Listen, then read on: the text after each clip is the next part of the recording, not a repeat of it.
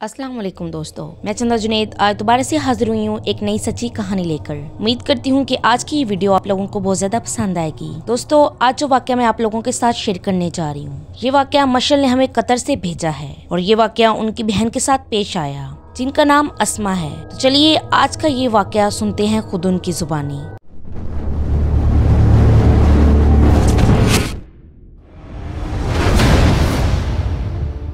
मशल कहती हैं कि अस्मा ने एक बार घर में से इजाजत ली कि उसे अपनी दोस्त के घर रहना है। वो आपस में बहुत अच्छी दोस्त हैं, अक्सर एक दूसरे के घर में रात गुजार लेती हैं। घर करीब होने की वजह से उसे इजाजत मिल गई। जब मेरी बहन अपनी दोस्त के घर चली गई, उसका घर एक फ्लाइट है। मेरी बहन अस्मा अपनी दोस्त के साथ उसके कमरे में सो रही थी, तो मेरी बहन को ऐसा महसूस हुआ कि उसके सर में कोई अपना हाथ हिला रहा है। अस्मा की आंख खुली तो उसने देखा कि उसके आसपास कोई भी मौजूद न था।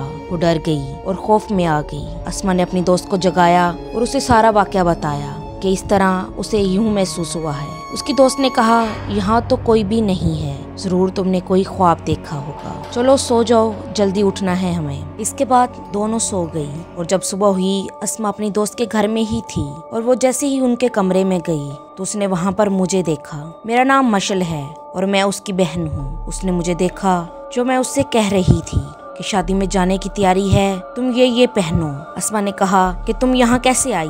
तो उसने कहा, मुझे नींद नहीं आ रही थी तो इस तरह मैं यहाँ आ गई। और मशल कहती हैं कि जब भी अस्मा तैयारी करती थी तो वो मुझसे ही मशवरा लेती थी कि क्या क्या पहनो और मैं उसे बताती थी कि तुम ये पहनो और वो उस पर ही अमल करती थी। मैंने उससे कहा कि तुम लाल रंग के कपड़े पहनो और अपने बालों को खुला रखना और परफ्यूम लगाना और लिपस्टिक भी लाजमी लगाना। इस तरह से मैंने उसे तमाम बातें बताई। बकौल अस्मा के उसने मुझे देखा। अस्मा जब नीचे आई तो उसकी दोस्त ने नोटिस किया कि उसके अंदर एक अजीब सी तब्दीली है। अस्मा की आवाज एक मर्द की आवाज में तब्दील हो चुकी थी और वो कह रही थी कि ये अस्मा सिर्फ मेरी है, जो इसे देखेगा मैं उसको मार डालूंगा। ये तमाम बातें अस्मा की दोस्त के घर वालों ने भी सुनी और फिर उन्होंने कॉल कर हमारे घर वालों को बुलाया। इसके घर वाले जल्दी से वहाँ पहुँच गए। हम भी बहुत डर गए अस्मा को देखकर। उसकी आवाज मर्दों में तब्दील हो चुकी थी, वो नहीं जो उसके अंदर मखलूक थी। वो बहुत अजीब बातें कर रही थी। आवाजें आ रही थी कि वो उससे मोहब्बत करती है और वो उसे ले जाएगी।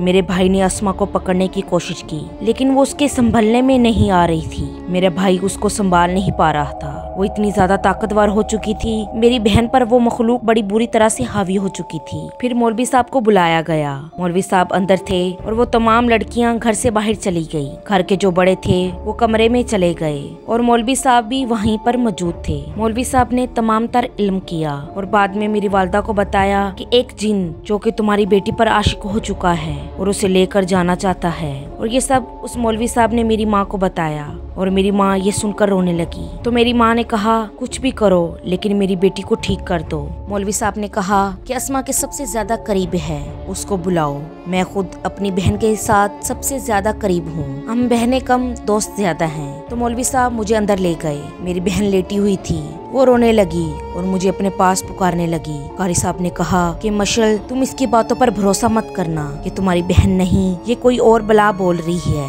मेरी बहन की आवाज बार बार तब्दील हो रही थी। कभी वो अपनी आवाज में बात कर रही थी तो कभी एक भारी और डरावनी आवाज में बात कर रही थी। बहरहाल मौलवी साहब ने बड़ी ही महारत से मेरी बहन का इलाज किया और उस आशिक जिन से मेरी बहन की जान छुड़वा दी। मौलवी साहब इस काम में बहुत ही ज्यादा माहिर थे। शायद उन्होंने ऐसे केसेस पहले भी हैंडल किए हुए थे और उन्हें पूरा तजर्बा था। अल्लाह का शुक्र है कि इसके बाद मेरी बहन के साथ ये वाकया कभी नहीं हुआ। मेरी बहन अब आजाद है। पहले वो आसेबज़दा थी लेकिन अब वो बिल्कुल ठीक है। तो दोस्तों, ये थी हमारी आज की कहानी जो मशल ने हमारे साथ शेयर की थी।